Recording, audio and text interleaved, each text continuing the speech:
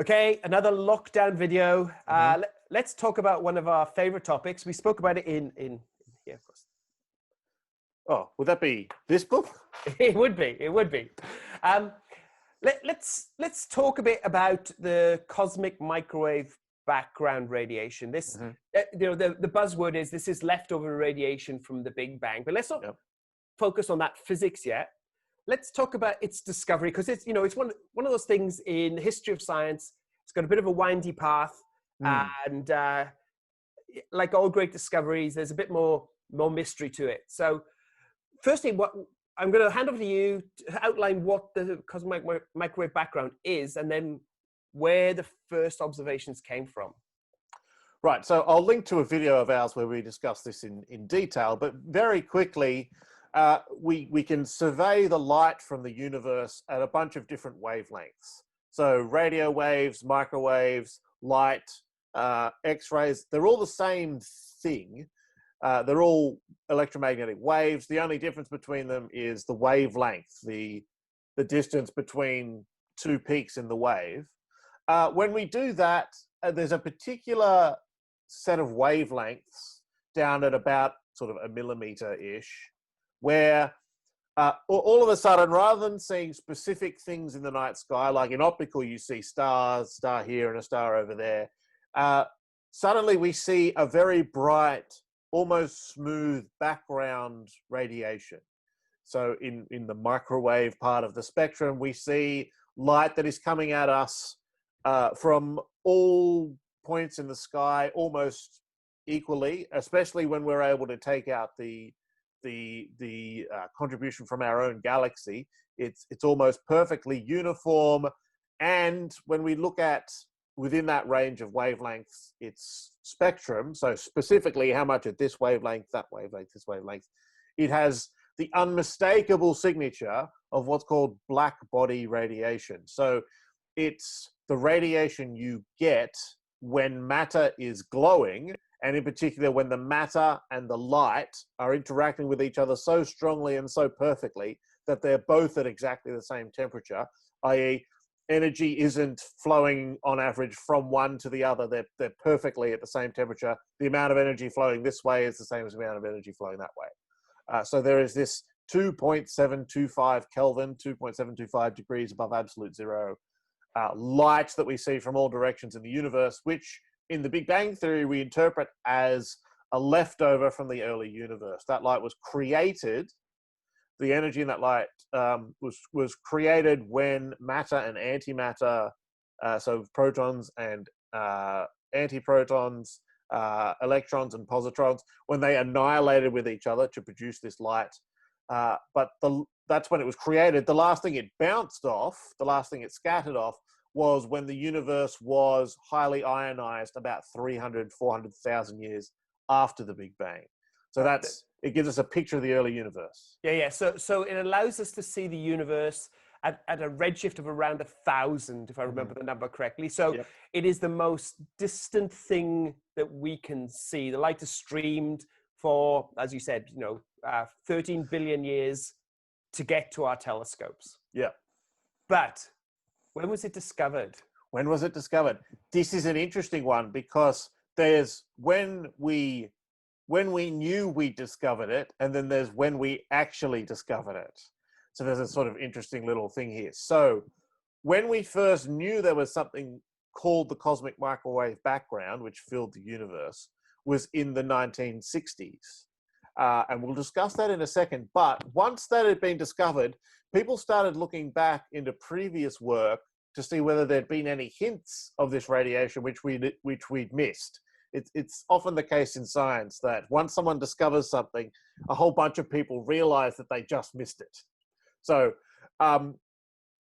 so if you want to say, when was the first time we detected evidence of this cosmic microwave background, even though we didn't quite know what it was, you actually go not in the 60s, but back to the 1940s.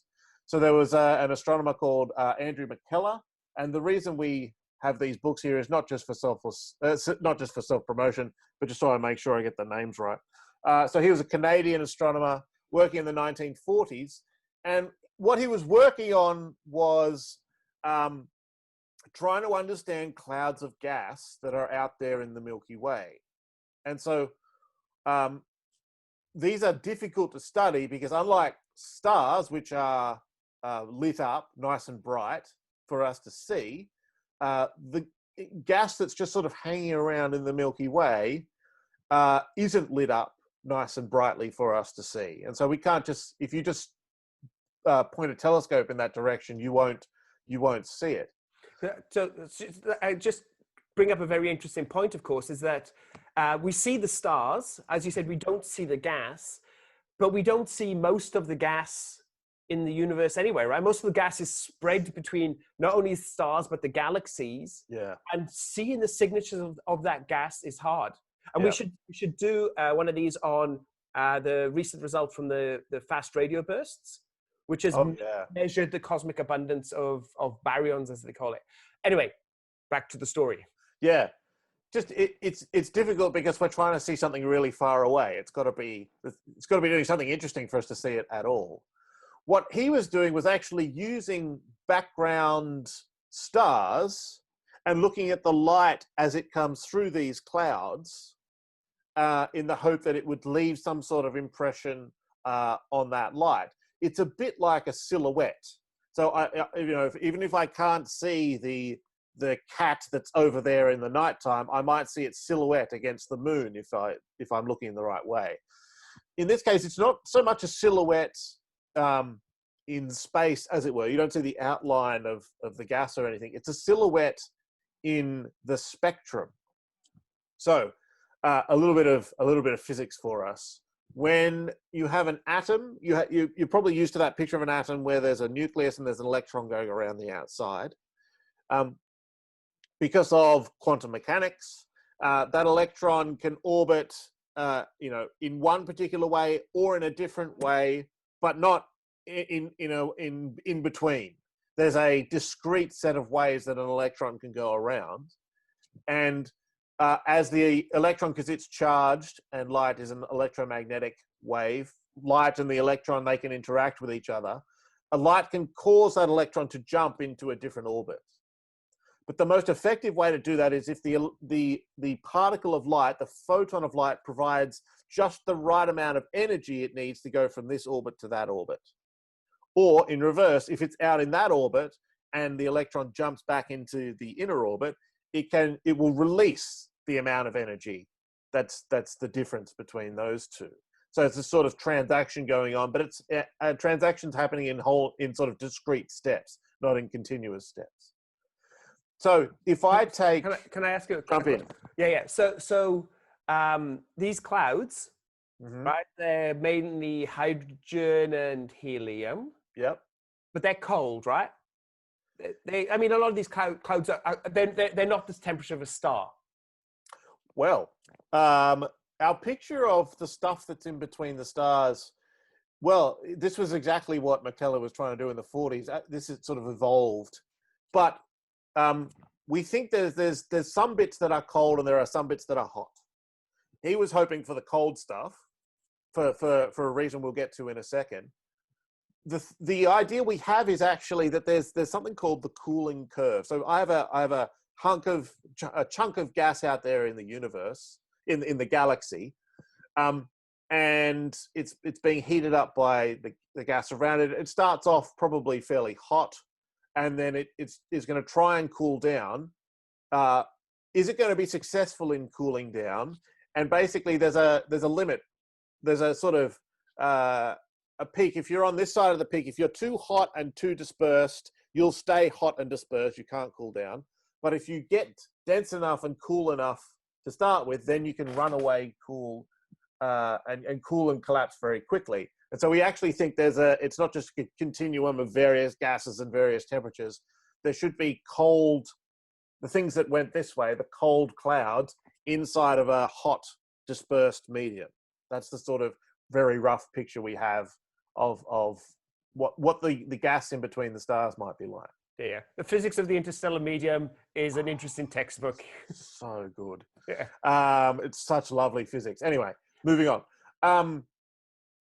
So if you take something out of the periodic table, just grab your favorite element and put it into a gaseous form inside a tube, and you might have to heat it up for that, but go for it. You can make a gas out of anything, of course. And then put some electric charges, just spark some electricity through the tube, and the tube will glow at certain wavelengths of light. So you can do this with hydrogen and helium, and all of the elements, and it'll glow at specific wavelengths, and those are the energies. The wavelength corresponds to the energy for light of the difference between these energy levels in the atoms. So those are the way to make a particular element glow at exactly the same wavelengths that it glows at. It will absorb at that wavelength. So if you sort of turn it around, take your favorite element from the periodic table, put it in a gaseous form, and then shine light through it and see what happened to that light, those same wavelengths where it glowed, they'll now be missing. So instead of emission lines that are bright, we get absorption lines that are dark. And we see these in the sun. If you look at the spectrum of the sun, there's this nice overall smooth shape, and then there's just lines missing out of it. We love this. Astronomers love this because this is information from light about what elements are there. And so this is what McKellar was doing. There's a star over there. I can see lots of stars like it. So I have a pretty good idea of what the intrinsic spectrum, what the intrinsic light from the star would look like. I then go and look in its spectrum to see whether there's anything else missing. And that might suggest that there's something along the way which has absorbed the light. And then I've got a handle of the stuff that's elsewhere in the universe, elsewhere in the galaxy. So what he found was a really interesting thing. He didn't find just a single element. He found a compound, a chemical compound. So this was, one of the first we were discovering about this time, the 30s and 40s, that the stuff in between the stars, when it got cold, it actually got cold enough for chemical compounds to form. Remember, those, one element joins to another one with a bond to make a chemical compound. Things in the universe have to be cold enough for that bond to hold and not just get blasted by something else coming along and knocking them apart. The element he found was one that's called cyanogen, which is just carbon and nitrogen, one carbon and one nitrogen stuck to each other. And so we found that out in the universe, but he did something else, which was really clever and really quite interesting. The electrons, there's electrons going, so think of like a carbon atom and a nitrogen atom, and they're joined together. You could sort of think of the electrons as being in an orbit that goes, the outermost electrons are sort of going in an orbit that goes around the whole thing. And that will have levels as well. So molecules have levels, energy levels, just like atoms have energy levels. But hang on, it's also slightly more complicated, right? Because molecules can also have energy levels by doing this, and energy levels by doing this. So the quantum mechanics is the electrons, this, and again, the rotations are quantized, so it can do this, it can do this, but it can't do something in between. The vibrations are quantized. So the signatures of molecules can be much more complicated than just the signatures of individual atoms. Yeah. In particular, if you want to mess around with those electron levels, it takes a certain amount of energy. That energy equates to a certain wavelength of light, and that generally puts you in about the visible range, the UV range. That's the sort of energies you get when you start messing around with those. With these like rotation levels and vibration levels, they can be much lower energy light comes out of them, and so you can be down in the sort of microwave part of the sky. So lots to see all over the sky. And so the question of, here's my bunch of gas, will it absorb this particular wavelength of light, depends on how much of the cyanogen, how many of the cyanogen molecules, not only just are they there, but how many of them are in this right level, ready to go, ready to absorb this light. So what that depends on is, what are the local conditions inside this gas cloud? How energetic is it? So if it was, really, really, really super cold, then cyanogen will just be in all of its lower levels. But as you sort of heat up things a little bit, cyanogen might be in a slightly higher energy level, ready to absorb some other form of light. Now, all of this, you need to have studied cyanogen in a lab very closely. But when you put it all together, McKellar was able to work out the temperature that the molecules would need to be bathed in, the sort of ambient temperature around them, in order that it would absorb light in these absorption lines in the way that it did. And so he puts the numbers in, and he does his calculations, and he comes out with a number that the temperature around this cyanogen molecule must be about 2.3 Kelvin. And that's the temperature, that's the temperature of the light that it must be bathed in order to keep them at this particular energy level.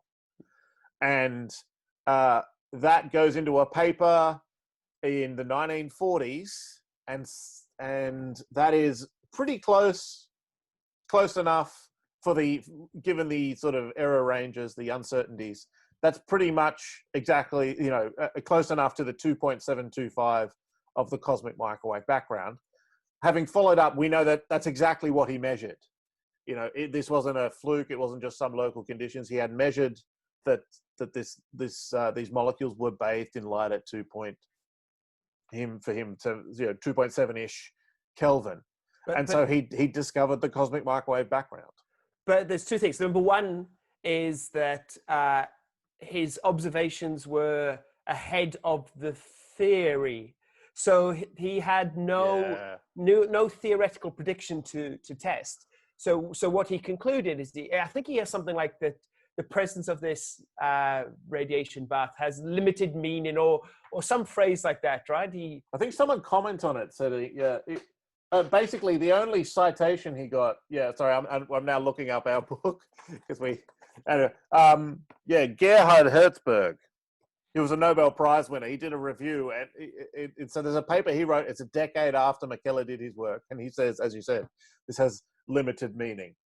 But it's kind of funny is that McKellar did his work, observers, limited meaning. The theorists in the 1940s, they had essentially, Hubble had found the expanding universe. Lemaitre had suggested there must have been an initial start. It must have been very hot and dense. Then come the 1940s, where we have people working on nuclear physics and the realization that hot, dense states, you have nuclear physics going on. And you had alpha, Herman, and gamma. Mm-hmm. Basically in 1945, 1946, essentially working through the numbers and just saying that there should be a leftover radiation in the universe with a temperature of around, I think they got to around 5 degrees Kelvin, leftover radiation today. And they didn't know anything about McKellar's earlier work anyway. Yeah. They did their theory, and then we move on into like the 1960s, and the observers again never even knew that the predictions of this leftover radiation had been made. Not all of them. I think this is our second part of the story, right? Yeah. So the second part of the story comes when, there's again, you have sort of two groups of people working independently, but this time they finally actually meet up.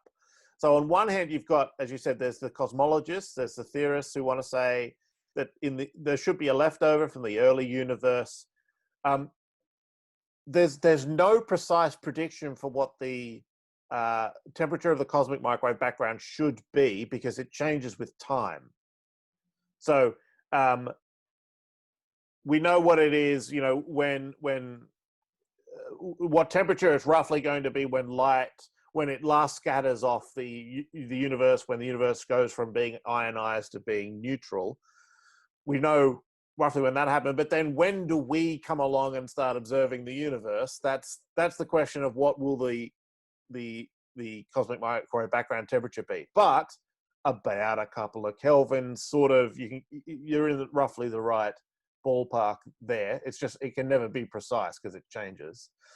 So you've got the theorist, Robert Dicke at Princeton, is trying to flesh out in more detail the ideas that were there in the 40s, and thinking, hang on, we can try to measure this thing. We should start building an instrument to measure it. At the same time, the exact instrument they needed existed not far away, also in New Jersey, at the Bell Labs, where two physicists, Penzias and Wilson, very famous names in cosmology, basically had exactly the scientific instrument they needed. It could measure light at these particular frequencies, and I think it's important.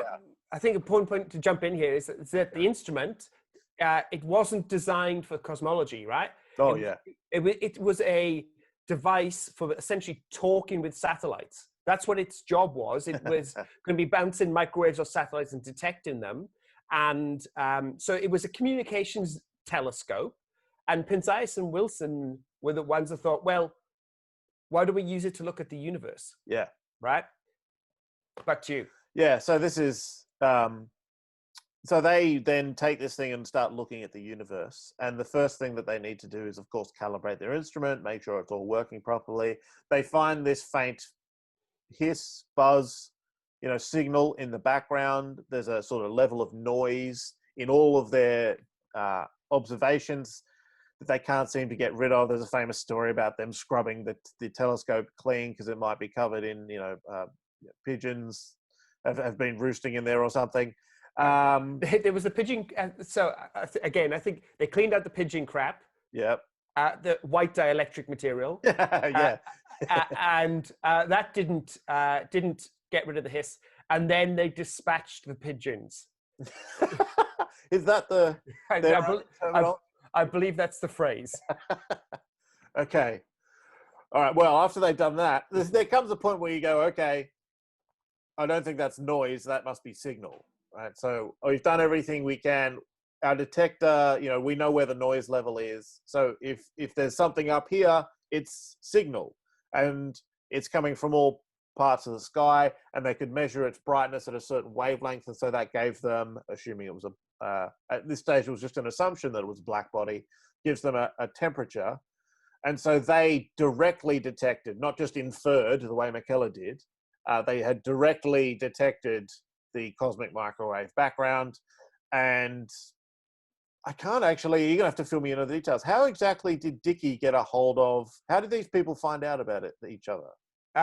The Penzias and Wilson phoned the guys at Princeton and said, we've got this glow of radiation from all of the sky. Right. What is it? Yeah, and apparently Dickey told the group, oh, we've been scooped. Yeah, bollocks. And they published back-to-back papers. It was the discovery and the theoretical interpretation back-to-back. Yeah. So that is the discovery of the cosmic microwave background. The reason why it's so important theoretically for the Big Bang theory is that the way that you create the conditions to get a black body spectrum is much easier if the universe is hot and dense, and is much more difficult today when it's dispersed and not homogeneous and cold.